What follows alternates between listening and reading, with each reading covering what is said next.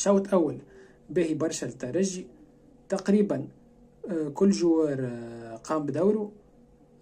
شفنا ترجي عنده البوزيسيون دو بال بخلاف ممكن الدرجين الاخرانيين. شفنا ترجي يلعب ضغط عالي، شفنا ترجي يفتك كرة فيسع فيسع. شوط اول باهي برشا. كان لاحظوا انك ديجا انت باش تعرف اكيب تلعب لاتاك ولا، شوفها في قداش وقت تفك الكرة.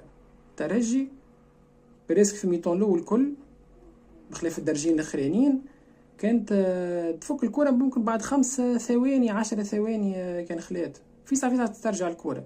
وهذا يوريك لي لونترينور يحب على بونت وزوز وثلاثة، يحب يمركي، يحب يشد كرة.